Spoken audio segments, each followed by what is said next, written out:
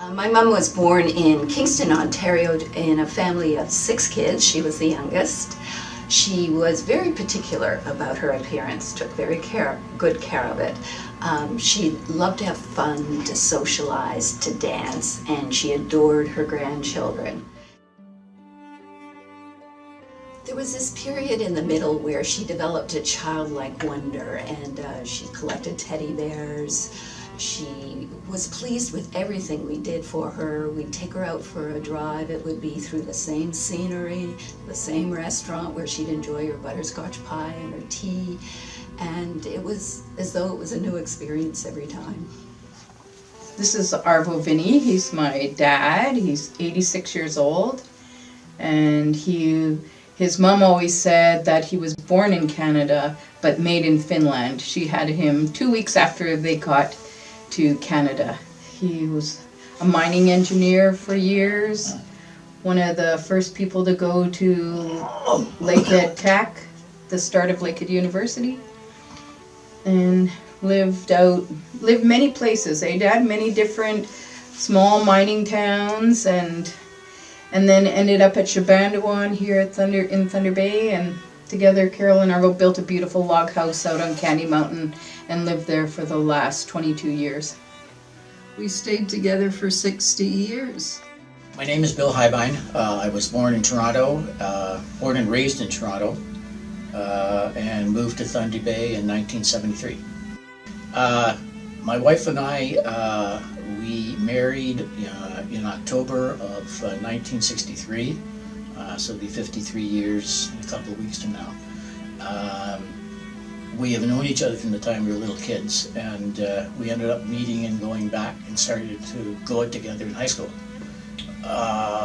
We moved to Thunder Bay. My wife and my family moved to Thunder Bay in 1973, and approximately 22 years ago, we had an opportunity. The kids had gone, they'd left home, had a chance to buy a farm just outside of town here, and it was our opportunity to make the move to the farm. We eventually built a barn, and the next thing we knew, we were breeding, training, and showing registered quarter horses, all under the name of Amethyst Farms.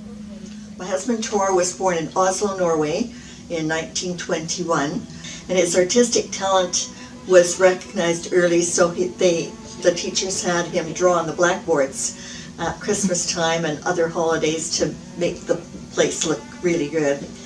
And so he did artwork all his life.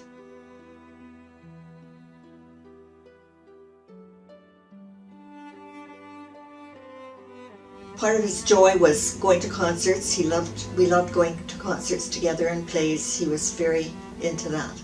We got married in 1974. I think it was sort of love at first sight, and so we were married 42 years by the time he died. So we had a good 42-year run. When I was growing up, he was always working, and I've looked back over my life to see all the different times where we did things together, and he would always drive me to swimming. And when I went down to Toronto to go to school, he actually drove me down, and that was one of the first times in my life we were together, just me and him, for an extended period of time. But when he started to go to the day program at the Manor House for, I think it was 6 or 7 years, 2 times a week, I would drive him there.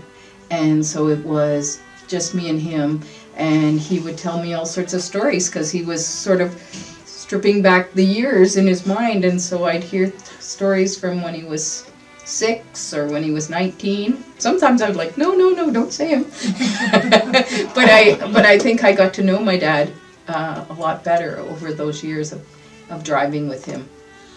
One of the best moments I had with Tor when he was in Roseview, and we went down, this was about a month, maybe 2 months before he died even.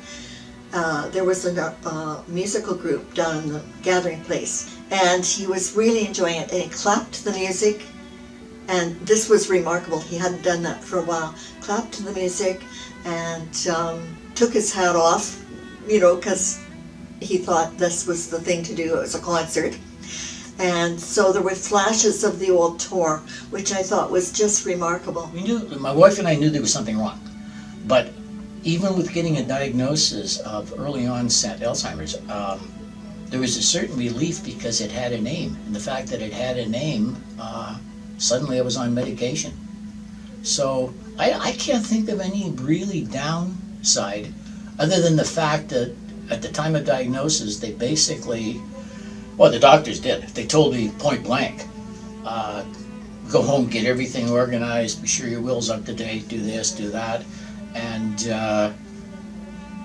based on averages, early diagnosis, medication, you may get 5 good years. My very hardest moment was when I found out that I had to give my husband up to special care because I had taken care of him for 15 years, and that was very, very hard for me to keep doing that.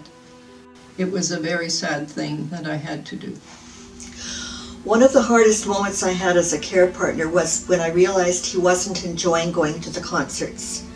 And that was really difficult because he always lived with such joy and,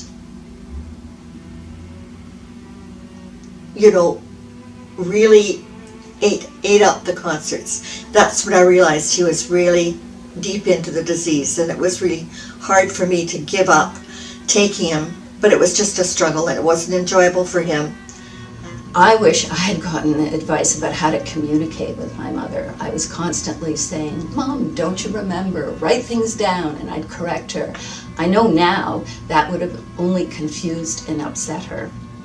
Had I been involved with, I lived somewhere else at the time, had I had access to a place like the Thunder Bay Alzheimer Society, I would have known about these ways of communicating and relating to my mother better. The Alzheimer's Society has provided us with incredible support, resources. My mom and dad have taken part in the dinner club for years. It's a fantastic program. When I am with the other people, they are all sitting, you know, I know that I have friends all around me because we are all in the same boat. If I had to give one piece of advice to care partners, don't be overprotective. Don't jump in with all the answers and assume that the individual who's been diagnosed can't make up his mind and still function on his own. And from the individual standpoint who has been diagnosed, I would say stay active. Don't sit in a chair and wait to rot away. Get out, talk to people, and the more you talk to people, I think the more your self-confidence is going to build. The more your self-confidence builds, the better off you're going to be, and you're going to get active again. Take care of yourself. Don't beat yourself up because you can't fix things. And look for the humor in the situation sometimes. I would advise anybody being a caregiver to get as much information as you can. That information is power, and you have to know what you're looking at, what you're getting into, what's lying ahead for you. It's very difficult. It's a difficult journey. The Alzheimer's Society, to me, has been a great outlet. I view the number one as a source of expertise when it comes to this disease. There's no doubt about that. But the other thing is, the programs that you people at the Alzheimer's Societies run, it enables a person to get out, and as I mentioned earlier, the more you get out, the more you're involved with people who have been diagnosed and are living with the same problems that you're living with, I think that self-confidence factor comes back. And I think so much of that gets back to the Alzheimer's Society.